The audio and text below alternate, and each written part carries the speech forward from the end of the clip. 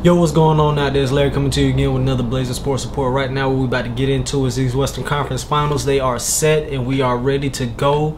We have the San Antonio Spurs taking on the Oklahoma City Thunder in what should be a very electric matchup. Now, here's the one thing that I want to point out.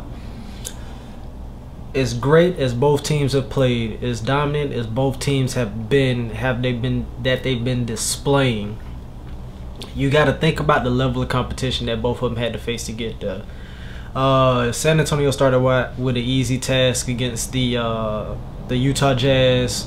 You know, they were still a young team. They're a little bit inexperienced when it comes to the playoffs. Second round, they took on the Clippers. They took on Chris Paul, who was the best player on that team by far. They took on the overrated Blake Griffin, who was exposed, as I would like to say, against these San Antonio Spurs. Now you look at the matchup with the Oklahoma City Thunder. They started off against the defending champs Dallas Mavericks. Granted, they are not the same Maverick team that they were when they won the championship from last year, but they swept those guys in a couple of close games, and then they went on to play the Los Angeles Lakers in a series that I thought was going to be a little more competitive, but they showed me wrong, especially with how James Harden came off the bench and just exploded for those guys.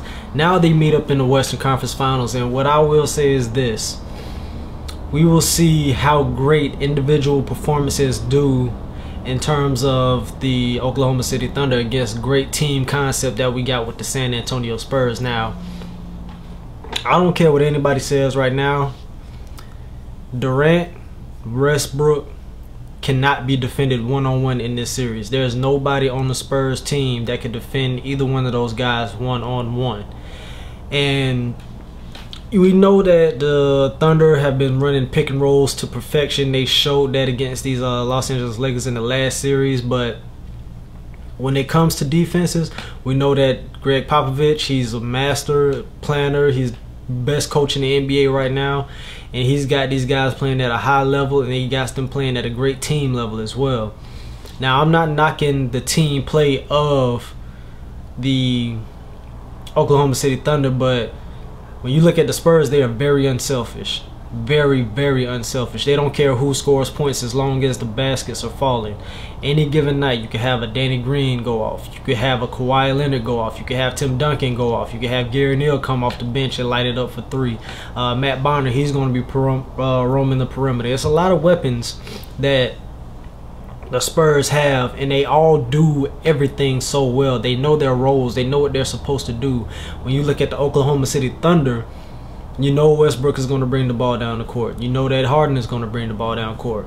Ibaka is going to patrol the paint. Kendrick Perkins is going to provide toughness. There's a lot of things that guys on the Thunder are more one-dimensional at, instead of being that all-around player. When you look at guys like Ibaka, we know he's going to block shots. We know he's a defender first, offense second. We know that he can get to the basket at will on pick and rolls. But when you look at Ibaka, he cannot create his own shot like a Tim Duncan can. Tim Duncan has a litany of post moves that he can use. He'll back you down, he'll post you up, he'll face you up, he can do it all. Tim Duncan, I'm going to give the edge to him in the matchup in the paint, especially when you consider that he may be going up against a guy like a Kendrick Perkins or Serge Ibaka. It doesn't really matter which one they bring him out, because for the simple fact, Tim Duncan is a smart enough player to where he knows where the weaknesses are against the guys that he's playing against. We know that they won 2 out of 3 in the regular season. Now we come to the postseason. But the key matchup to me is not necessarily a one-on-one matchup.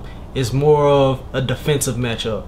And it's going to be how the Spurs defend Russell Westbrook. I said for the Thunder, if they were to win it all, Russell Westbrook, if they win it all in the finals, it will be because of him. Because there's nobody left in these playoffs that can stop this man one-on-one. You have to play the ultimate team defense against him. Now, we know Ginobili's been struggling with his three-point shots, but I'm going to assume that he'll probably be the guy mainly tasked once he comes off the bench and guarding him, guarding Russell Westbrook. But I think we will see how great of a team defense they can play. And it's not necessarily going to be the fact of can they stop Russell Westbrook? It's going to be, can Westbrook recognize the defenses that are coming at him and make his teammates around him better? Now, you got to think, on the floor with him at that time, the starting lineups I'm going off of right now, you're going to have Cephalosha, you're going to have Durant, you're going to have Perkins, you're going to have Ibaka. Will Westbrook be able to identify the guys in the spaces that they should be in? Will he be able to create the shots seeing what defenses come at him? When you know that the Spurs are going to have great rotations, they're going to know what they need to do. They match up very well when it comes to recognizing who they need to stop on the team. Kevin Durant, he's going to get his. There's no doubt in my mind that he's going to get his. There's no question in my mind that he's going to get his. But it's going to be the decision making on the part of Russell Westbrook that determines whether or not the Oklahoma City Thunder can make this series competitive.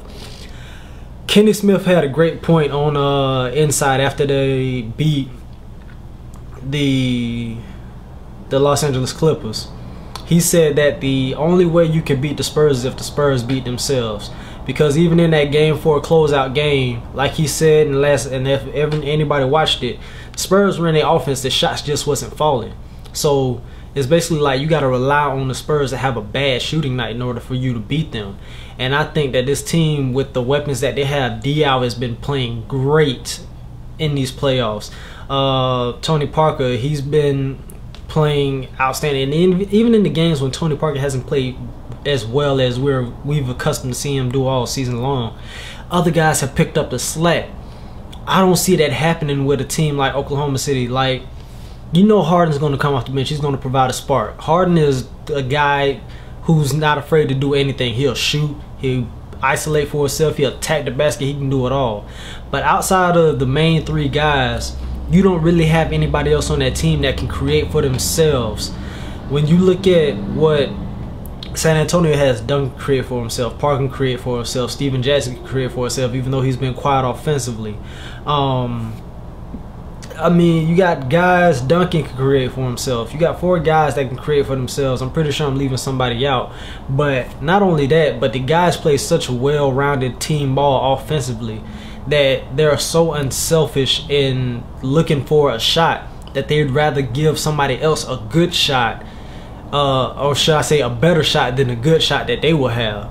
When I look at the Thunder, I don't necessarily see that all the time. I see if a guy thinks he has an advantage, he's going to go right after it. He may call for a pick or what have you, but he's going to go right after the guy that's defending him. So it's going to be very interesting to see how these guys match up when it comes to seeing that team defense that the Spurs will play against them. Now, who do I think will win? I'm going to go ahead and say it's going to be a tough series. It's going to be very entertaining, but I'm going to say the San Antonio Spurs win this one in 6 for the simple fact Oklahoma City at home has been outstanding. We know they're a great, outstanding home team. The Spurs, on the other hand, they don't care whether they're playing on the road or at home. They have been the most dominant team in these playoffs. I don't think anybody's going to be able to stop them. And from my personal opinion, when I look at these Spurs play, they having fun, they're unselfish, they're playing tough, and Coach Popovich isn't having any of it.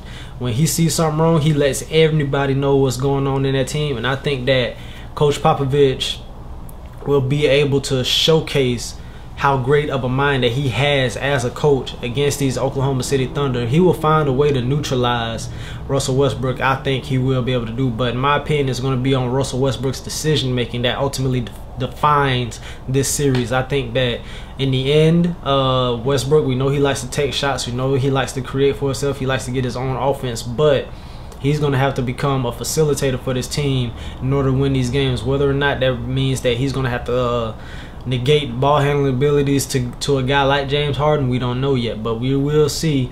It all starts on Sunday, if I'm not mistaken. I can't wait to watch it. This has been Larry Jenkins, Blazer Sports Support. Hit me up on twitter.com/BlazerSports, facebook.com/Blazer Sports Support. You could, right now you're on my YouTube channel, just go ahead and hit that subscribe button.